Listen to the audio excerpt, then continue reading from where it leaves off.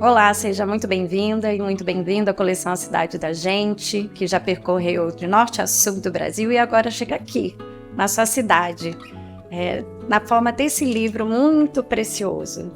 Esse livro é uma construção coletiva de escolas públicas, com a participação de estudantes e professores que investigaram e criaram textos sobre os patrimônios locais, patrimônios materiais, imateriais e ambientais da sua cidade. Super importante para criar uma referência, uma identidade, porque os patrimônios são a memória e a nossa identidade. Então, quando a gente trabalha isso a partir de gente da própria cidade, é uma visão muito particular e apropriada, e a gente trabalha muito além do incentivo à leitura e à escrita, a consciência crítica, a consciência cidadã. E esses livros agora também servem como uma referência perene no dia a dia da sala de aula, para que vocês trabalhem, né, todo o conteúdo do currículo e façam uso didático do livro para conseguir também promover uma aprendizagem significativa a partir dos saberes locais dos estudantes, escrito por pessoas da sua própria cidade. Esse é o convite para o nosso encontro de hoje, para que a gente reflita e pense desdobramentos e possibilidades de como fazer uso dessa obra coletiva no dia a dia de vocês. Meu nome é Gisele Germano, eu sou a coordenadora pedagógica do projeto A Cidade da Gente pela editora Olhares. Vamos nessa? Vou começar com uma frase de Luiz da Câmara Cascudo. Quem não tiver debaixo dos pés da alma a areia de sua terra, não resiste aos atritos da sua viagem na vida. Acaba incolor, inodoro e insípido, parecido com todos. Essa frase do nosso sábio, historiador, grande apaixonado pela cultura popular, Luiz da Câmara Cascudo, autor do Dicionário do Folclore e de tantos outros livros, revela a essência da coleção A Cidade da Gente, que é despertar, promover a nossa identidade cultural, a gente se reconhecer como cidadão e cidadã, conhecendo os nossos patrimônios, as nossas histórias, as personalidades, entendendo da onde a gente faz parte e como mudar essa realidade, porque só a partir dessa memória e dessa identidade a gente consegue preservá-la e também transformá-la, que é um grande objetivo da educação, não é mesmo? A gente educa para transformar a nossa realidade, para que a gente consiga construir essa consciência crítica e cidadã. Além disso, a Base Nacional Comum Curricular, ela destaca como uma competência geral exatamente a valorização e a utilização de conhecimentos construídos historicamente, sociais, fisicamente, e culturalmente. Então é muito importante que vocês façam uso disso, uso dessa obra literária construída a partir do saber local das suas cidades. Muitos projetos são possíveis, muitas possibilidades, desdobramentos a partir do uso do livro. De uma forma geral, é importante que a gente sempre pense em metodologias ativas, onde o centro é o nosso estudante, o nosso aprendiz, o que é interessante para ele também, para que a gente possa acoplar o currículo, né? As outras matérias, e a partir disso fazer muito mais sentido para eles. Vou trazer aqui alguns exemplos que a gente possa trabalhar pensando nessa questão dos patrimônios de uma forma mais global, mais interdisciplinar. Depois, no próximo vídeo, a gente vai trabalhar capítulo por capítulo de um livro, para que vocês vejam assim, as imensas, infinitas oportunidades de trabalhar com cada tema e com as diversas disciplinas. Pensando num uso global, do livro didaticamente, a primeira coisa que vem à nossa mente, ao nosso coração, é leituras e releituras, dramatizações das histórias aqui contadas. Trabalhar os gêneros literários, trabalhar isso no dia a dia, a construção de texto a partir daquele gênero literário, como que eu poderia reescrever com a minha autoria. Super importante pensar na autoria dos estudantes, não só na reprodução, né? Como é que ele sente, como é que aquele tema o atravessa, e atravessa ainda mais porque é uma história da sua identidade. É isso que a gente não pode nunca perder de vista. Então, as leituras e releituras, elas são assim, a base fundamental desse livro. O que mais, além de leituras, releituras e dramatizações, que é a essência do uso didático do livro? A gente pode pensar em várias metodologias ativas de aprendizagem, como, por exemplo, aprendizagem baseada em projeto. Pensar, quem sabe, num circuito turístico com os patrimônios retratados no livro, que os estudantes investiguem, pesquisem, criem esse circuito, criem um guia de turismo para que todo mundo conheça a cidade de vocês. Isso por si só engaja os estudantes, e eles também vão aprendendo sobre os patrimônios, sobre as suas identidades, e sobre os saberes locais. E podem conversar ainda com seus familiares, ver como toda essa história do patrimônio atravessa gerações, né? E vai criando essa memória afetiva também, acima de tudo. Outra forma é a aprendizagem baseada em problemas, solução de problemas, que vocês devem usar frequentemente. Pensar na preservação desses patrimônios. Como preservar? Eles podem escolher qual patrimônio que eles mais se interessaram, que eles mais se viram, que aí a gente traz também a voz do aluno, da aluna, para dentro do projeto. O que eles querem saber? Como que a gente vai fazer para preservar esse patrimônio, seja ele ambiental, imaterial ou material? E também outras formas, jogos, mão na massa. A aprendizagem, ela precisa ser saborosa, prazerosa e significativa. Essas são algumas formas, que vocês também já sabem outras, né? A minha intenção não é trazer assim explicações do como, e sim inspirações para que a gente amplie a nossa perspectiva de como usar didaticamente essa riqueza sobre a nossa cidade. Agora, o como utilizar, eu trago também uma curadoria aqui para vocês, que eu uso. Curadoria é super importante. Você tem certamente alguns colegas que são seus curadores, mas eu trago alguns sites aqui bem bacanas de educação, como o Porvir, que traz aí alguns exemplos do uso da educação ambiental com metodologia ativa. A Escola Nova, que é um exemplo também falando do uso do rap, que é uma linguagem muito próxima dos jovens. Como é que a gente coloca o rap, ou usa o rap, às vezes até está retratado no nosso livro, usando o saber local, o patrimônio ali retratado. E o outro é o Instituto Catalisador, que fala de rodas, de criatividade, de rodas de conversa e de inovação. Então aqui eu deixo para vocês, se vocês quiserem capturar aí no QR Code, uma curadoria para ainda inspirá-los de como trabalhar esses temas no dia a dia de vocês. No próximo vídeo a gente vai falar especificamente dos capítulos por disciplina. Agora a nossa conversa foi mais de uma forma geral de como a gente aproveitar tudo isso a nosso favor e aprender muito também. Muito obrigada e até a próxima. Olá, tudo bem? Que bom ver você aqui novamente. Agora a nossa prosa vai ser a respeito das produções textuais das crianças e adolescentes, dos alunos que participaram desse projeto chamado A Cidade da Gente, no Crato. Participaram desse projeto 4 escolas públicas: a Escola do Estado da Paraíba, a Escola Dom Quintino, a Escola Raimundo Nonato e a Escola Professor José Luiz do Vale. Esse projeto investiga os patrimônios locais, como a gente já falou no outro vídeo, né? Os patrimônios materiais, imateriais e ambientais. O que não falta é riqueza no Crato para ser investigado.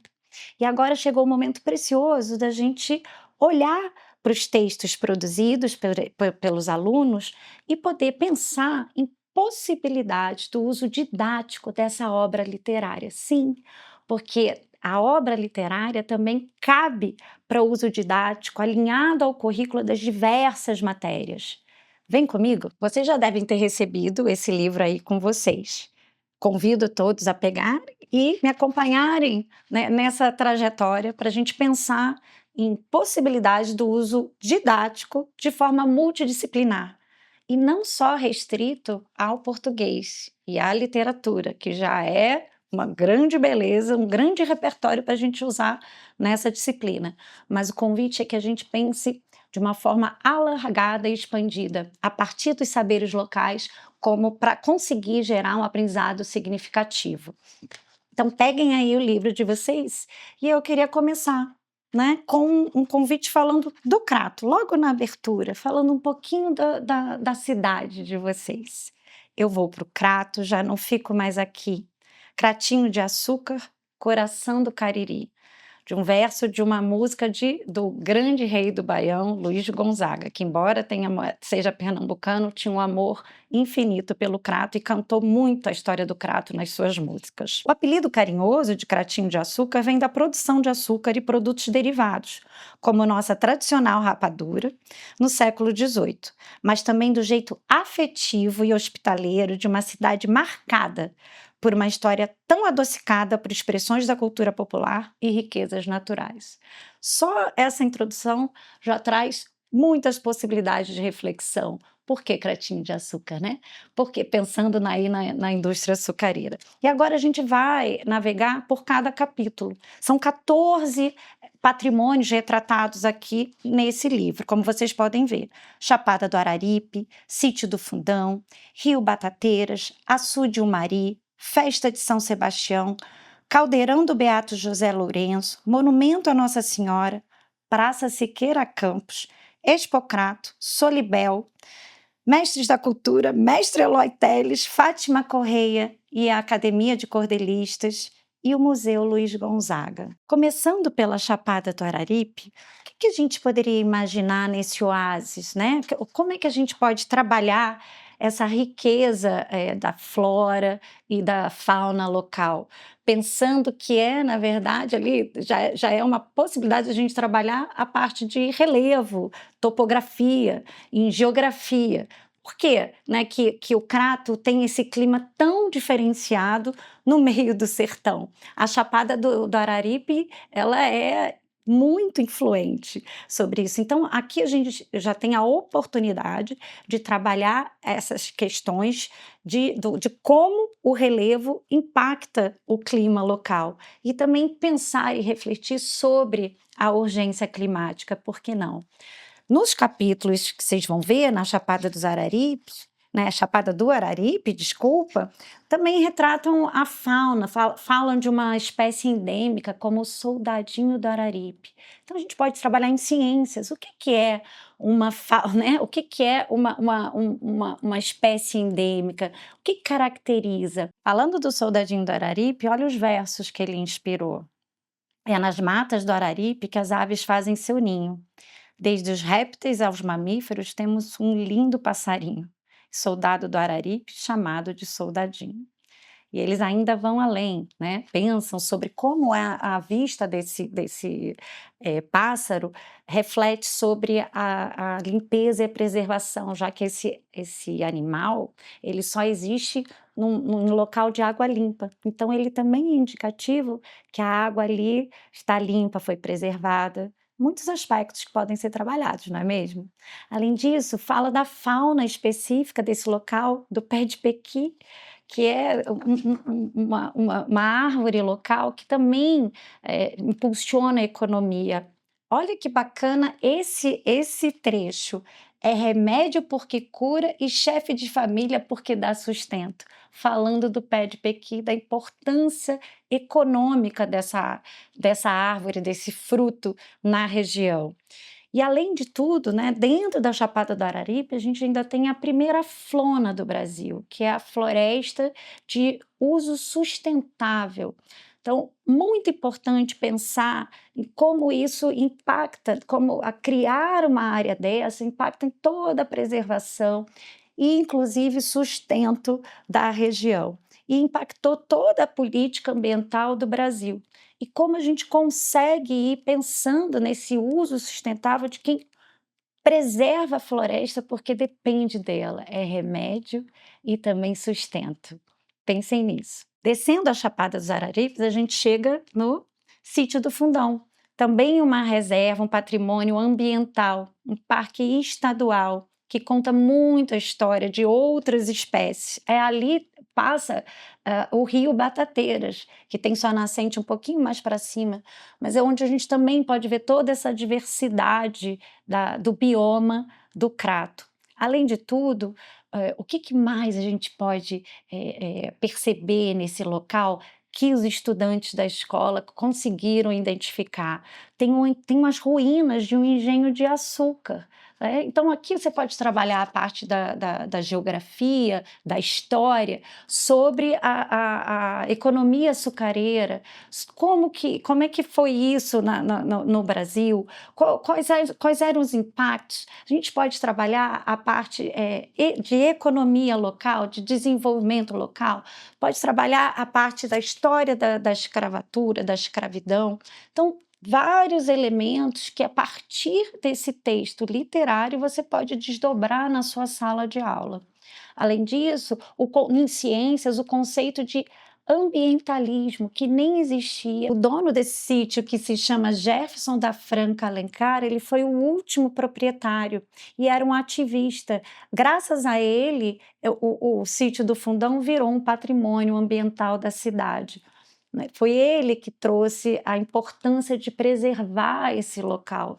E tudo isso está ali, né? E você pode trabalhar a partir de contos fantásticos, que foi isso que a visita e a investigação sobre esse capítulo suscitou nos estudantes da escola. Na sequência, a gente tem o Rio Batateiras. Então, aparece o Rio Batateira, você vê como as coisas, né, estão todas conectadas. Você vem lá na Chapada, vai para o Sítio do Fundão, onde passa o Rio Batateiras, e a gente pensa na nascente do Rio Batateiras. Essa é a principal fonte de água potável para a cidade do Crato. A nascente é limpa, porém, depois a parte toda dela está poluída. Então, pode ser trabalhar em ciências a parte de recursos naturais, a parte de como esse rio traz vida para a cidade, a parte de geografia, da parte de recursos hídricos, a bacia hídrica do Crato, e como que faz todo o desdobramento e a distribuição da água para a cidade, como isso, em ciências ainda, a importância da preservação da água, porque ela está totalmente poluída, e o aspecto de cidadania, né? Como os estudantes podem fazer campanhas, por exemplo, para conseguir trabalhar sobre essa consciência cidadã de preservação desses locais tão importantes. E também de lazer, né? Porque o Rio Batateiras também poderia ser um local, né? Um local de lazer. Dentro desse tema do Rio Batateiras, a gente tem uma lenda indígena que fala um pouquinho do mito, que tem uma pedra gigante lá, uma ponte para trabalhar a cultura dos povos originários, fala da mitologia indígena.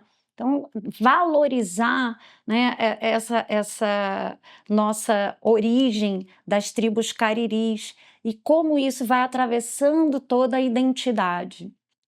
A partir daí, temos o açude Umari, que já é o próximo capítulo. Se o Rio Batateiras é a fonte da água, o açude Umari ele é a grande reserva, o grande reservatório da região, com muitos impactos para todo o município. O açude Umari ele pode ser usado em matemática. Olha só essa cifra, 28,7 milhões de metros cúbicos de água. Então, trabalhar as grandezas, trabalhar volume, trabalhar a área, entender, né, o diâmetro, a partir do açude, que é também um local de lazer.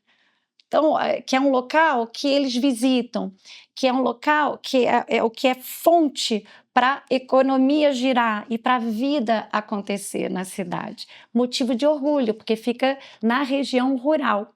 da cidade. Dentro do capítulo do açude, trabalhar também o gênero literário diário, por que não? Veja só, quinta-feira, 18 de maio de 2023, esse foi o dia agendado para conhecermos de perto o nosso objeto de estudo. E aí tem toda a descrição que o dia estava chovendo, então trabalhar a autoria, né, falar de um gênero que trabalha essa questão subjetiva, numa escrita totalmente autoral. Já o capítulo, né, da festa de São Sebastião, uma festa muito grande na cidade, pode ser trabalhado a parte de história, das nossas origens, porque esse santo era um santo francês, mas que a imagem foi cedida por Padre Cícero.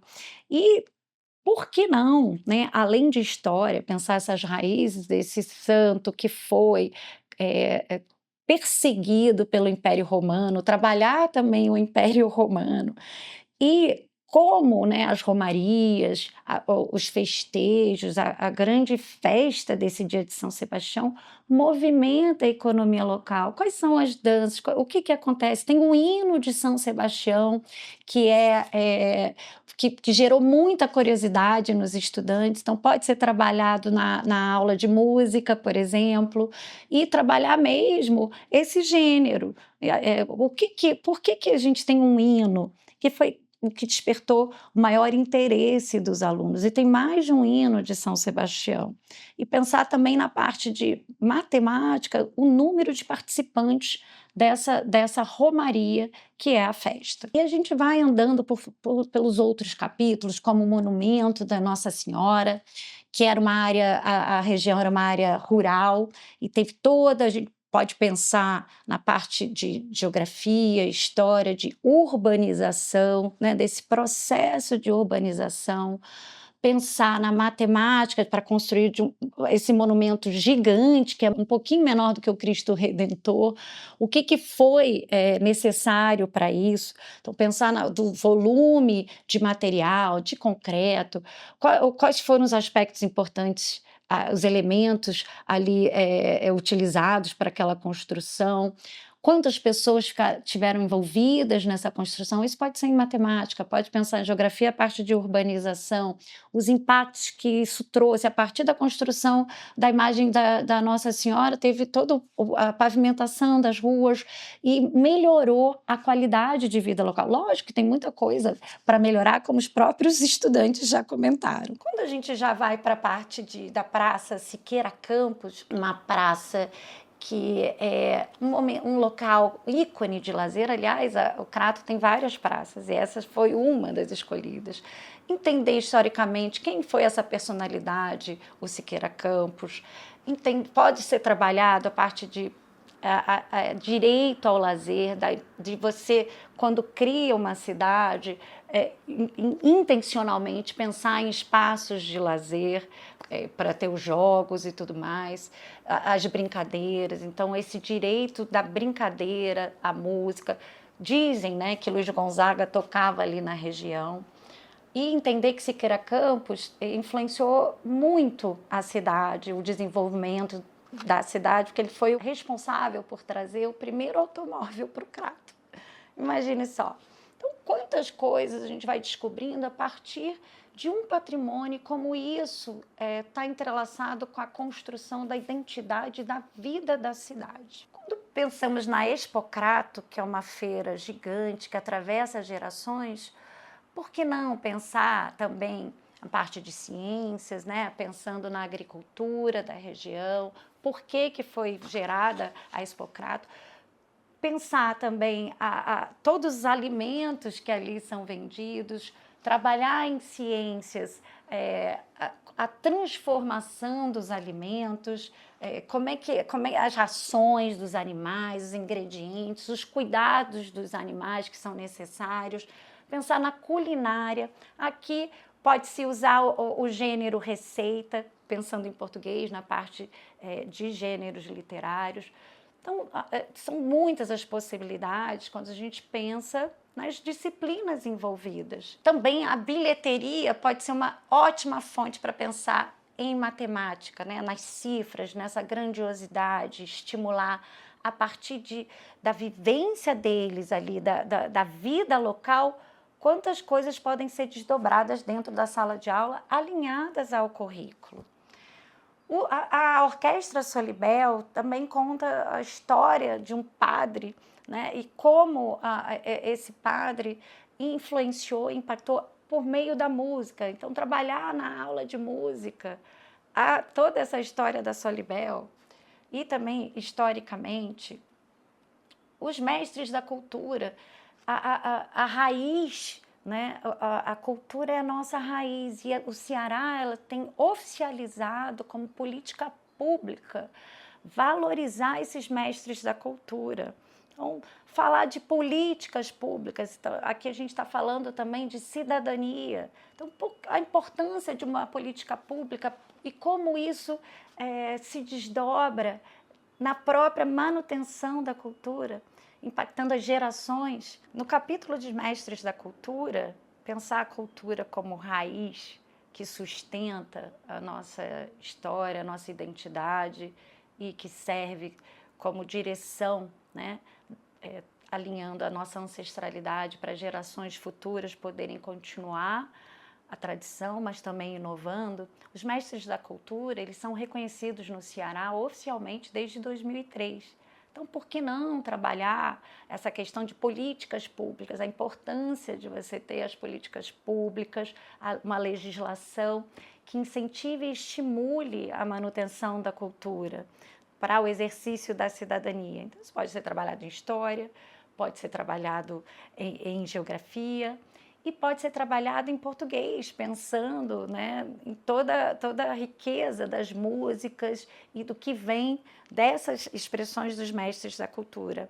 Por exemplo, né, o seu Aldemir, que faz o reisado. Então, todas as vestimentas, as músicas, as danças, o que representa o reisado? De onde vem essa cultura do reisado, que tem a ver também com a nossa a história das nossas, né, dos povos africanos e como é que isso impactou a nossa cultura atualmente. Ainda falando de mestre, a gente tem o mestre Eloy, um grande jornalista, escritor, estudioso da cultura popular local. Por que não trabalhar as redes sociais tão usada pelos nossos jovens e pensar nessa comunicação, como a gente se comunica? Ele apresentou durante 30 anos um programa chamado Coisas do Meu Sertão. Por que não fazer a releitura do Coisas do Meu Sertão, usando as mídias digitais com os estudantes, para eles entenderem tudo o que são as coisas do nosso sertão hoje em dia? Como é que, se o mestre Eloy fosse vivo até hoje, como é que ele falaria? O que a gente poderia falar? Trabalhar essa questão da comunicação. E isso dentro de, percebam, dentro de português, dentro de história, geografia, porque ele vai pensar em história, o que são as coisas do meu sertão que eram noticiadas. A gente pode pensar em crônicas, né, que falam da parte do contexto atual. Então, são possibilidades que você pode trabalhar a partir desse capítulo também. Aí, quando a gente pensa na outra grande mestre, mas que tem um capítulo específico, a Fátima Correia, Academia de Cordelistas do Crato, usar tanto em português a parte do cordel, né, desse gênero literário, mas também pode pensar de onde que ele veio, né, que é uma tradição ibérica dos trovadores. Como é que a gente transformou, como é que a gente antropologicamente vai transformando tudo que a gente tem acesso e é influenciado culturalmente. Pode trabalhar na parte também de música, com o próprio cordel, brincar com o repente, brincar com o rap. Quais são as similaridades? Que são linguagens muito, muito familiares dos nossos jovens. E a gente pode fazer essa aproximação. Por que não? E a Fátima Correia, inclusive, já foi professora. É uma personalidade viva também dentro do Crato, que ainda está vivo, assim como os mestres da cultura mencionados. O capítulo do Beato José Lourenço, super relevante também para trabalhar a época da ditadura, falar sobre a intolerância ao que é diferente, sobre justiça social, a importância de criar memoriais para que a gente não reproduza atrocidades, como foi esse massacre ocorrido com a comunidade do Caldeirão do Beato José Lourenço, que primava por uma equidade, né, social, uma outra forma de se viver naquela época, para trabalhar aspectos do comunismo, por que não? Então, muito alinhado à história e a questão da resistência. Como é que a gente consegue perceber isso dentro da nossa própria cidade? E relevante refletir sobre ter memoriais para que a gente possa transformar a nossa realidade. E encerrando esse belo livro do Crato, a gente ainda tem o Museu Luiz Gonzaga, né? Idealizado, criado a partir do sonho de um menino, do Pedro Lucas. Então aqui podemos trabalhar empreendedorismo, protagonismo juvenil, e ver que é possível. Além de trabalhar poesia como gênero literário, podemos trabalhar exatamente essa questão do empreendedorismo e protagonismo. Nesse capítulo, vocês vão achar uma poesia maravilhosa que eu gostaria de encerrar aqui com vocês. A realização de um sonho. Em uma tarde animada, um menino da escola chegou. O nome dele é Pedro Lucas. Cheio de sonhos ficou. Chegou da escola cantando uma música do Rei do Baião. A música era Asa Branca, que encantava todo o sertão. Todas as vezes ele errava, mas a tia consertava. Era tanta emoção em ouvir essa canção que fez nascer um sonho por Luiz, Rei do Baião. E o poema é bem maior, contando a história do Pedro. A possibilidade também, pensem, de trabalhar competências socioemocionais quando você brinca com seus estudantes de mudar de local, né? De falar, se você fosse o Pedro Lucas, o que você diria para o museu construído a partir desse sonho? Se você fosse a Praça Siqueira Campos, o que você contaria para o Crato hoje em dia ou para Luiz Gonzaga, que já não está mais entre nós? Então, trabalhando essa criatividade e a empatia de assumir outros locais e exercitando a autoria. Porque, afinal de contas, a educação é isso, a gente transcender, estimular, refletir para a gente poder transformar a nossa realidade em busca de algo melhor para todos. Façam bom proveito, usem o livro, eu tenho certeza que vocês têm muito mais ideias, mas onde ele possa caber aí na matemática, na geografia, na história, em português, música, artes, ciências e muito mais. Até já!